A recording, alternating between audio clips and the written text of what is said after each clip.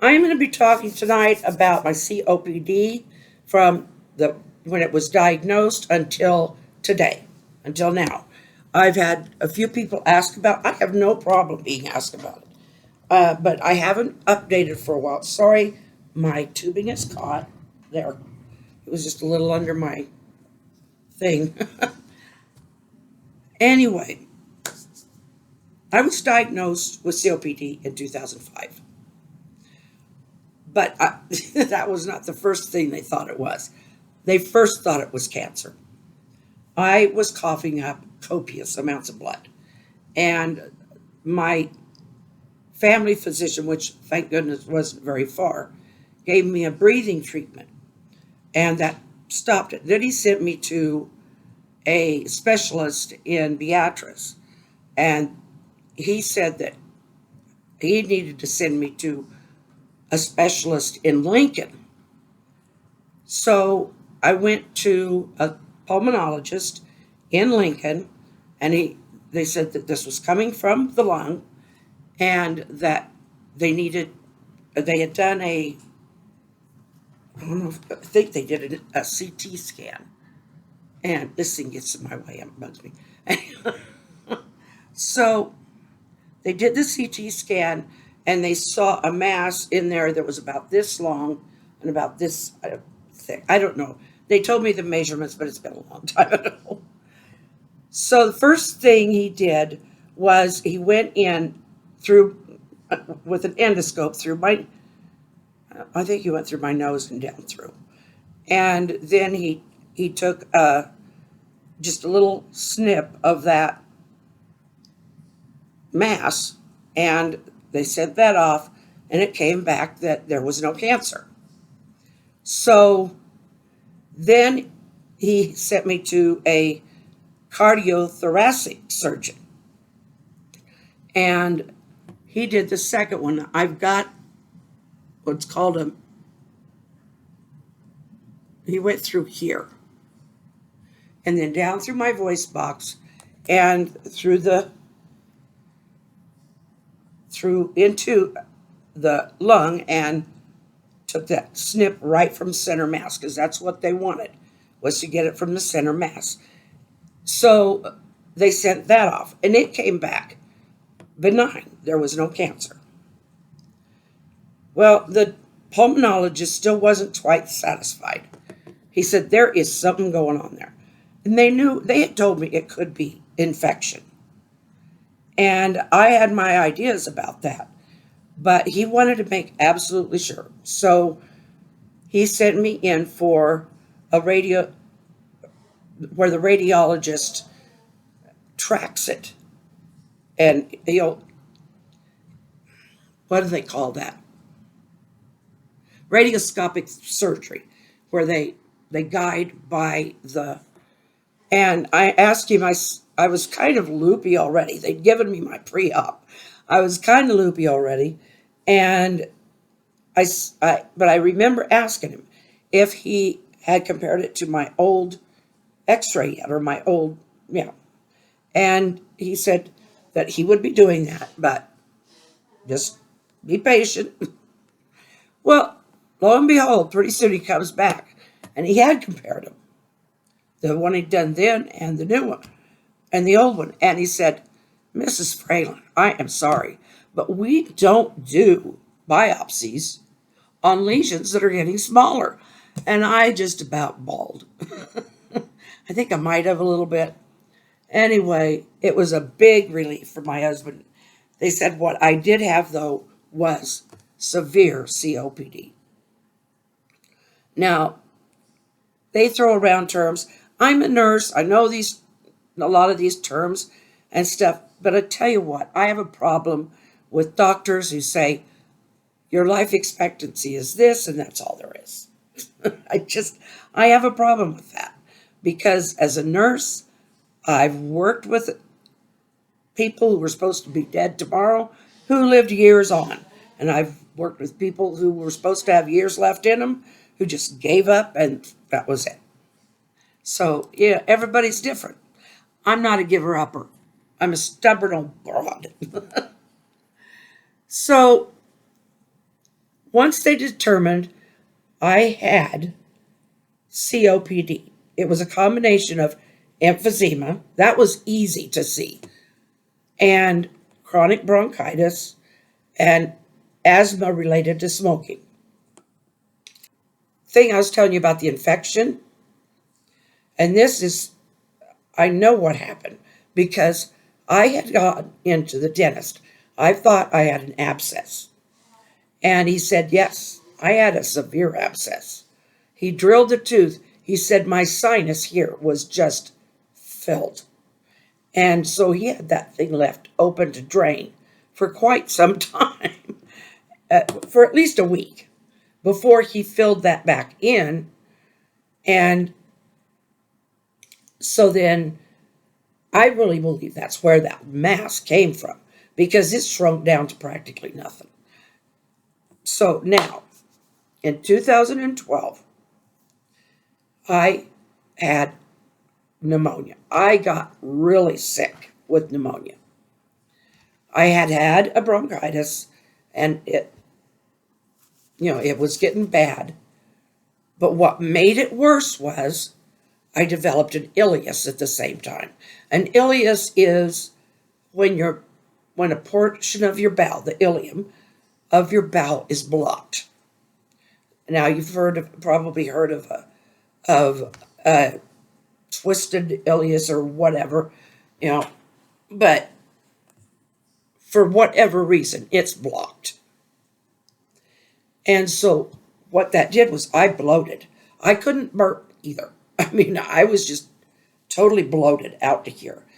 And so you can imagine that pushing up on that diaphragm, and those lungs just had very little room to breathe. So that was causing my severe shortness of breath at that time. I ended up in the hospital with pneumonia and pneumonia and ileus. They didn't think I was going to make it. They had me in intensive care, and I guess my fever shot up. I was out of my head. I don't remember the ride in the ambulance to Lincoln, because they took me to Beatrice first, because that was closest. And then they took me to Lincoln and put me in St. E's up there in Lincoln. Now, for a while, my oxygen saturation was going so low and my fever so high, they thought they were going to put me in an oxygen tent. But my sats started coming up. So I was in the hospital between Beatrice and St. Elizabeth's in Lincoln. I was in the hospital a month. And then when I left, they had been giving, in Lincoln, they gave me IV steroid. Now with that, they ended up having to give me insulin every once in a while. And I thought, what is this? And it was just simply that the steroids can cause you to not rid yourself of sugar very well. So, but that's the IV steroid. Now the oral steroid, they didn't have me on that heavy of a dose. But it does make you, it makes my face puffy. I know that much. So I had they stepped me down from a dose of 60 milligrams a day down to or 50, somewhere in there. And then they'd step it down 10 milligrams every few days until I got down to, I'm now on a maintenance dose of 5 milligrams.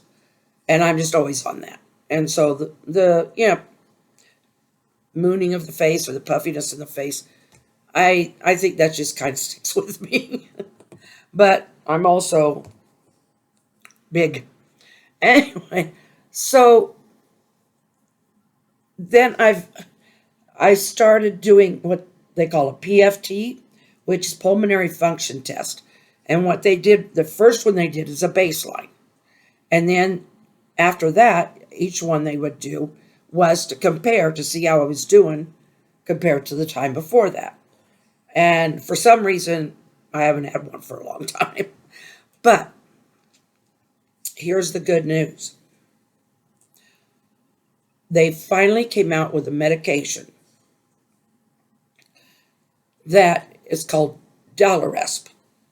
Here, I don't know for those of you in England and other places what that might be, or if, what the availability of anything like it might be. But what the Dalaresp does is it reduces the amount of mucus that my body produces. And it is the mechanism of it, the way it is supposed to work, is it reduces that so that your bronchitis, you don't have that medium there, as much of it to build that bacteria up to become that bronchitis that can become pneumonia. So if they try to tell you, well, you haven't had bronchitis for a while, you don't need it. It's like, no, I haven't had bronchitis for a while because I take it. Take me off of it, I'm going to start getting bronchitis again. Because that's what they did. And my doctor had to do a bit of arguing with them. But it is expensive because they haven't come out with a generic yet. But it's worth it for me to keep being able to stay out of the hospital and not get any more scarring than I have to inside my lungs. Okay, let's see. I talked about insurance. So I've been over 15 years smoke-free. So they no longer do the annual scans to look for cancer, because I am, well, like I said, over 15 years past. It's been over 15 years since I smoked, so they say the chances of me developing cancer from that are very slim. Now it does happen. A friend of mine just died 2 or 3 years ago. She had been smoke-free for a lot longer, but we never really know exactly what the cause is. And I mean, because there are other causes not only for COPD, but for lung cancer. And so I don't really know what caused hers. But it is, if there was damage to her lungs already, then I'm sure it had something to do with that. Okay, now I want to change modes. We're going to change our track completely. Not completely, but I'm going to go on what happens with our perspective and what happens with our emotional state. And the thing of it is, okay, a person goes through feelings of guilt, stigma, anger, weakness, all of those, depression. I went through all of it. And I'm going to tell you something about myself that you didn't know until now, unless you knew me before. I was diagnosed as bipolar in 1995. That's what used to be called manic depressive. And I tended to be, at that time, more on the depressive side. So I've been on medication for that for quite some time. But it took quite a few years before they finally found the right combination of medications that helped me with that. And I got to the point where I am now. I've been stable for quite a while. Now, yeah, I have some days where I get a little depressed. More often, I feel a little guilty because my husband's doing stuff around the house, and I'm lucky if I can sweep under this bed a little bit. But it's progressed, and it does progress. So the thing that's better is I'm not getting the bronchitis anymore so much because I don't have all that mucus. So I'm not coughing that up all the time. But I do still have my inhaler that I keep with me. Now, everyone has got their own emotional journey. If you are that person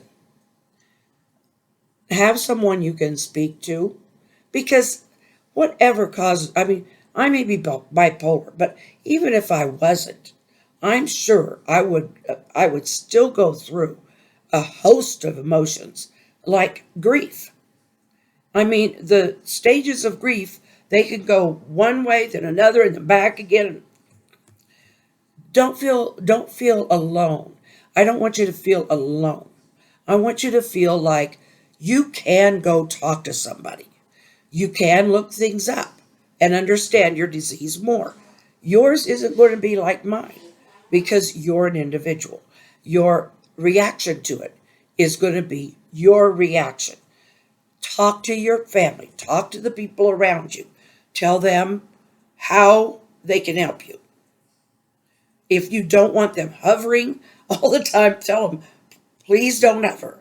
I'm not ready to jump into the grave yet. My voice is getting a little dry. I'm gonna, I've got what I call biotin. These things, a lot of my medications do cause dry mouth, which could cause dental caries, and I've been through that, got partial dentures, so I'm not gonna, anyway, this stuff here keeps my mouth moist when I can't just sit there and guzzle a bunch of tea. Okay, where was I? Now, we came into this pandemic. And we're in a small town here. And I don't know, a lot of people didn't take it so seriously. Still, anywhere, in a lot of places, people didn't really take the mask seriously. But when you came to my home, you better have that mask. Because this is my home and this is my area. And so Joe was not retired yet then. So he would come home, he'd change his clothes and all of that before he would come in and kiss me or anything like that.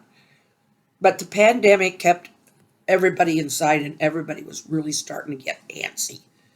And, you know, I mean, it wasn't like you couldn't go places, but you had to wear your mask. You wanted to make sure you kept a certain distance. I, I know there were places where they did do lockdowns. That didn't happen here, thank goodness. I, well, I don't live in those highly populated areas, so, but if you have a family member, if you're not the one with the COPD, if you do have COPD, do exercise as much as you can. Granted, that is likely going to be less and less. I used to be able to walk 2, 3 blocks to get to the store. I'm lucky to walk, 3 laps in my house on a really good day. So, but I do keep doing that. I mean, I'm make myself get up. Otherwise, I could just sit here on this bed and do nothing all, well, I do something, but I could just sit here and crochet and not or mess around on the computer and not get up and exercise at all. And that would not help my situation. So I do get up and I do walk around. I have to stop sometimes after so long, or if I'm trying to run instead of walk. And sometimes I just have to lean on a chair or sit down for a minute or two, catch my breath, and then I get up and go my way again. But what I've learned to do, and a lot of this came through my coping skills with my bipolar. I had to learn ways to cope. That was very hard for me because as a nurse, I was always on the run. I was always taking care of this or that. I was, that's a very fast job. You're always on your feet or, you're lucky to get time to chart. I mean, you do the charting. You have to stay there till you've done your charting. But, it's fast paced. And I had 3 kids. I was after them all the time. I was always on the run. And I have a controlling nature. So learning to get loose from learning to let go was a hard one for me, even with my bipolar. And with this, luckily, I'd had to learn some coping skills. My writing has given me an outlet that is unmatched. I've written 3 novellas and a book of short stories. I write little poems that I'll read online sometimes or just post. And we've made up short stories on here sometimes. And, a lot of them are just silly ones. Other ones, well, there have been a couple of you who have written stories and emailed them to me, and I've read them. And they're just wonderful. In fact, Nathan from, oh golly, Think Brain Think. Anyway, he sent me a memory. He gave me a memory of his from when he was a child, and I will read that someday, but not here because I got to finish this. But I did give up driving a few years ago, and that really wasn't so much because of at least not at that time, wasn't so much because of my COPD. That was because of medication that I was afraid it was making me slower to respond, and I just wasn't feeling like I was being safe behind the wheel. Or that if I got stopped for some reason, and if they decided to test me, do a blood test, it was going to come back with those drugs in my system. And the drugs are perfectly legal. I have to be on them. But that doesn't mean that I should be driving on them. So anyway, it's got to that point where I just gave up driving. And that has kept me inside a lot more. I do love to go out on my porch, get on my porch swing. I go in my craft and room and stuff, and that's where I do those paintings and drawing and crafts. And I'll be glad to do some sculpting again. So there's stuff you give up. But as you age, there's going to be stuff to give up anyway. Just find ways, because I'll tell you what will keep you going better than anything, any medicine, is a positive attitude. I'm not positive all the time, but when you determine to have a positive attitude, I am not I am dying. No, I am living with this. I'm not dying from it, not yet. When I'm dying from it is when I'm in the coffin. That's when I've died from it. I'm living with it, and I'm living pretty well because, well, how well you live, how well you think you're doing, is a lot more of it is in your mind. Because people will say, oh, but you don't have real life. You're just stuck. You don't have, it's like, that's your opinion. That's not mine. I've got a life full of crafts and children and my husband and my porch swing. For who I am now, I've got a full life. So that's kind of what I want to leave you with. Don't look at yourself as dying. Look at yourself as living and how to live with it. How to do that that's best for you. And if it's your family member, don't go around feeling like, oh, poor you, you're dying. No. It's so glad to have you.